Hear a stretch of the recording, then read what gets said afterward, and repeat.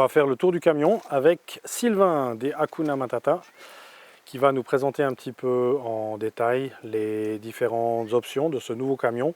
Pour ceux qui ont eu la chance de voir le premier film avec Happy, qui était la version antérieure de celui-là, ou le prédécesseur de celui-là, on va voir un peu les différences qu'il y a et le choix qui a été fait pour faire un véhicule plus petit, plus baroudeur et plus facile d'accès. Tout ça, ça a été fabriqué et développé par notre ami Sylvain. Je vais lui laisser la parole. Pourquoi le changement de camion? Raconte-nous un peu. Alors écoute, le changement du camion, c'était par rapport à la grandeur, le poids. Là, on s'amène à être dans des petites régions à droite à gauche, donc du coup, ou l'autre, on a été un petit peu bloqué dans les arbres, dans les montées et tout ça. Et on voulait quelque chose de moins long, moins haut et plus léger, pour résumer. Donc on a gagné 1 mètre de hauteur, 1 mètre de longueur, et on est à 6 tonnes maintenant tout plein, avant on était à 11 tonnes. Donc comme ça, on a la possibilité de pouvoir aller vraiment dans les îles, dans les petits chemins, sans s'enfoncer. Là, c'est vraiment le véhicule idéal entre le petit et les gros. On a acheté un Mercedes 814D, c'est un de la protection civile belge. Et on a réfléchi les plans, Erika les a dessinés, elle voulait les choses comme on a réfléchi par rapport au premier, et puis du coup, on a mis en œuvre et on l'a fabriqué. Pendant 4 Donc en ans et fait, demi. quand vous l'avez acheté, ce véhicule-là était complètement vide, c'est bien ça? Il était complètement vide, ouais, tout à fait. Complètement vide, 2 places, c'était un fourgon pour la protection civile, donc équipé pour les télécoms. D'accord. Et on a tout fait de A à Z. Donc comment tu as commencé la construction, ou bien sur quelle base vous êtes parti pour définir quoi mettre, où le mettre et quoi acheter? 3 ans d'expérience, donc du coup on a enlevé beaucoup de choses du camion jaune. On a simplifié vraiment le réseau électrique, la flotte et tout ça. Donc on a vraiment fait, comme je dis toujours, fil rouge, fil noir, du simple, simple et simple. Comme ça, on peut réparer partout. Et on s'est mis dedans, on a tout démonté, tout viré, et on a commencé à jouer avec les scotch, avec des petits plots pour voir un peu les hauteurs des fenêtres. Et puis on est parti comme ça. Et on avait le côté bien défini l'intérieur. Et puis Erika, elle voulait ses penderies, juste une penderie là à droite, vraiment le salon en U avec un lit peigne. On a fait des petits dessins vite fait, puis on a attaqué comme ça. Alors pour l'intérieur, je pense qu'on regardera ça Avec dans Erika. la deuxième vidéo avec Erika. Mais Voilà. pour ici, si on fait le tour du camion en regardant un petit peu les différentes modifications que tu as apportées, sur l'avant, qu'est-ce que tu peux nous dire déjà? Est-ce qu'il y a eu des choses qui ont été faites? Alors il n'y a pas grand-chose sur l'avant. Je ne sais pas si on arrive à voir sur le haut, c'est la chambre des enfants, la tente. Donc le camion a été percé au milieu pour pouvoir faire un tunnel pour passer à l'intérieur directement. On peut aussi passer par l'extérieur avec une échelle, mais bien souvent dans les bivouacs ou comme ça, c'est vrai que pour être plus discret, et on passe depuis dedans. Après sur le dessus, on a 2 panneaux solaires. Il y a 800 watts de panneaux solaires.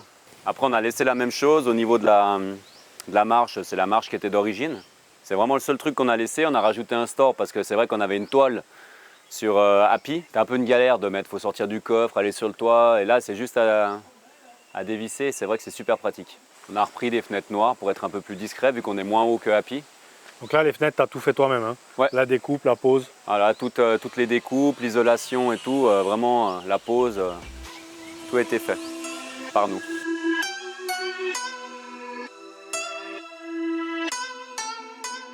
Alors là, c'est vraiment tout le réseau du véhicule. Là, ce sera tout ce qui est eau, filtration, et là, c'est tout ce qui est électricité. Donc, on aperçoit au fond les 2 batteries lithium. Et puis les Orions, ça c'est pour au niveau du véhicule quand il tourne au fond. Là on a tout un réseau au niveau des fusibles. Au fond c'est les accessoires qui partent. Et ici on a le transformateur pour le 220.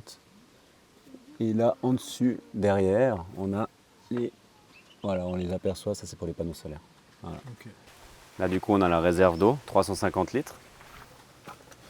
Et de ce côté-là, donc ça c'est le boiler directement qui est branché sur le circuit d'eau du camion. Derrière on a la pompe à eau avec le vase d'expansion et avec le bouton tout en haut c'est la résistance pour faire chauffer aussi à l'électricité si on est posé plusieurs jours.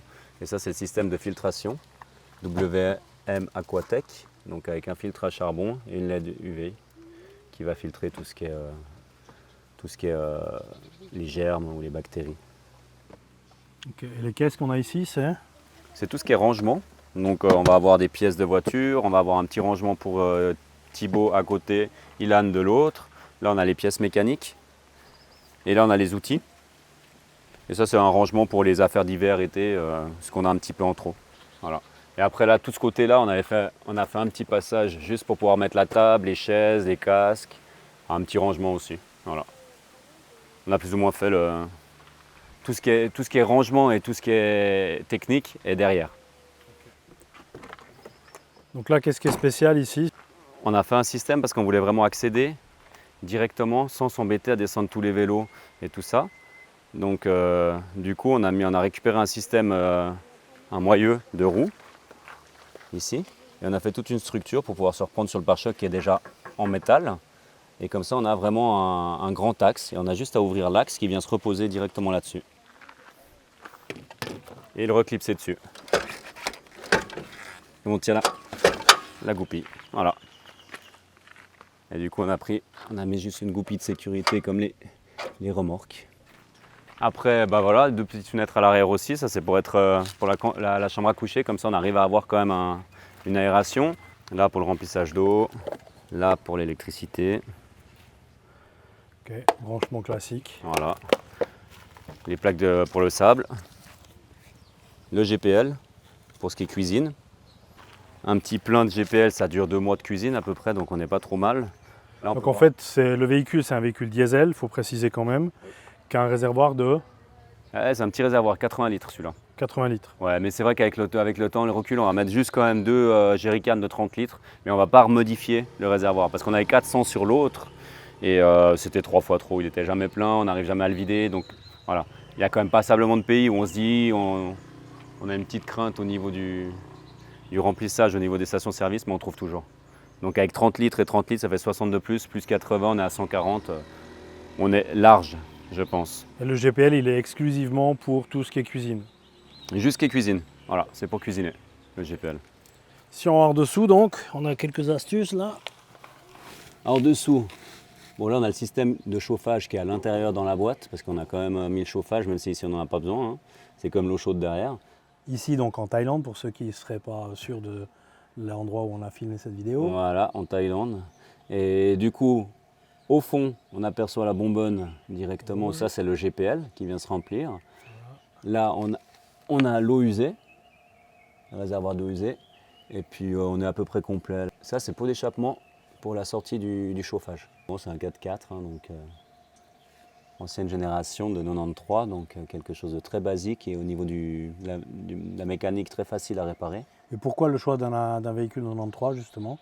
Bah justement pour son électronique, pour sa simplicité et Mercedes pour le côté mondial en fait. On peut trouver des pièces un peu partout. Bah, typiquement en Thaïlande, les Mercedes, c'est les véhicules encore des pompiers, donc les Vario sont des pompiers. Donc, on a pas mal de pièces. Parce que quand on commence tout ce qui est électronique, l'injection et tout ça, c'est forcément les débuts, donc c'est forcément des petits soucis à droite à gauche.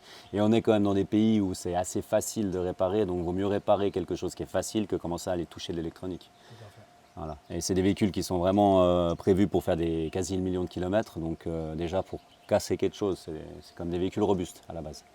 Ouais, puis ça c'est vraiment une astuce très importante et merci de la partager parce qu'effectivement quand on voyage sur des longs kilomètres, des longs trajets, des pays différents, des zones géographiques aussi très différentes, ça peut facilement être un problème de ne pas avoir les pièces détachées ou de se retrouver avec du personnel qui ne connaît pas forcément.